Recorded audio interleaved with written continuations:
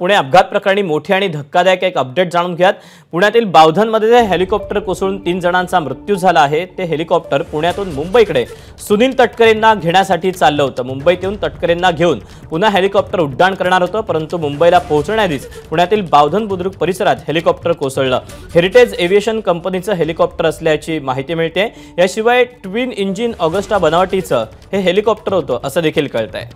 सकाळी 7 ते 7:30च्या दरम्यान पुण्यातल्या बावधन बुद्रुक परिसरामध्ये हे हेलिकॉप्टर कोसळलेलं आहे आणि यामध्ये 3 जणांचा मृत्यू झाला। दरम्यान धुक्याच्यामुळे डोंगराळ भागात हेलिकॉप्टर कोसळल्याची माहिती मिळते।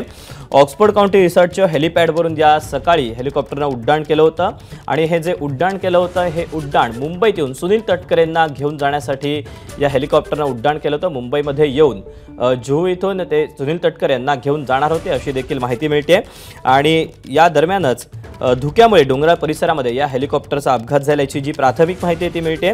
यामध्ये 2 पायलट आणि एका इंजिनियरचा मृत्यू झालेला आहे। दरम्यान ज्यावेळेला हे हेलिकॉप्टर कोसळलं त्यावेळेला हेलिकॉप्टरला आग लागली, त्यामुळे मोठं नुकसान झालेले आहे। या परिसरामध्ये हेलिकॉप्टरचे तुकडे देखील पसरलेले आहेत। निलेश बुधावले आपल्याला याबद्दलचे अपडेट देतोय। निलेश, दीपक, ऑगस्टा 109 नावाचं हे हेलिकॉप्टर होतं, ज्याचं हेरिटेज एव्हिएशन या कंपनीचं हे हेलिकॉप्टर असल्याची माहिती मिळते। काल साधारणपणे हे हेलिकॉप्टर परळी येथे राष्ट्रवादी काँग्रेस पक्षाचे धनंजय मुंडे यांची जी सभा पार पडली त्या सभेसाठी राष्ट्रवादी काँग्रेस पक्षाचे प्रदेशाध्यक्ष सुनील तटकरे यांना घेऊन त्या ठिकाणी गेल्याचं माहिती आहे। त्यानंतर परळीहून हे हेलिकॉप्टर काल रात्री उशिरा मुंबईत येऊन पुण्यामध्ये येऊन थांबलं होतं। राष्ट्रवादीचे जे पदाधिकारी आहेत हे मात्र विमानानं थेट मुंबईला आले होते आणि आज सकाळी अमित शहांच्या भेटीसाठी ही सर्व मंडळी महायुतीच्या बैठकीसाठी जाणार होती आणि त्यानंतर हेच हेलिकॉप्टर पुन्हा राष्ट्रवादी काँग्रेस पक्षाचे प्रदेशाध्यक्ष सुनील तटकरे यांना मुंबईहून त्यांचं निवासस्थान रायगड जिल्ह्यामध्ये सुतारवाडी येथे आहे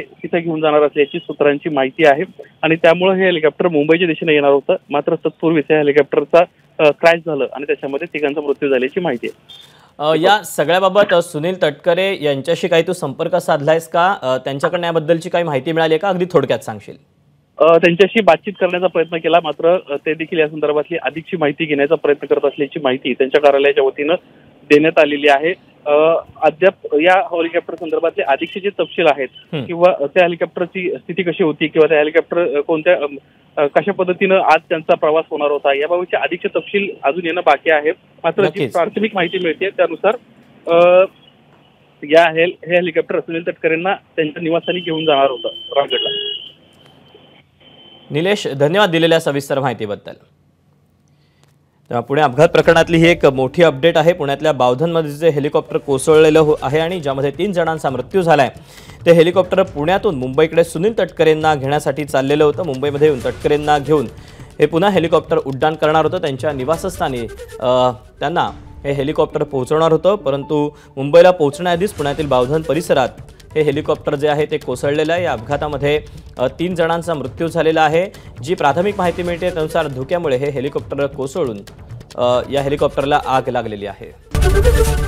एबीपी माझा, उघडा डोळे बघा नीट।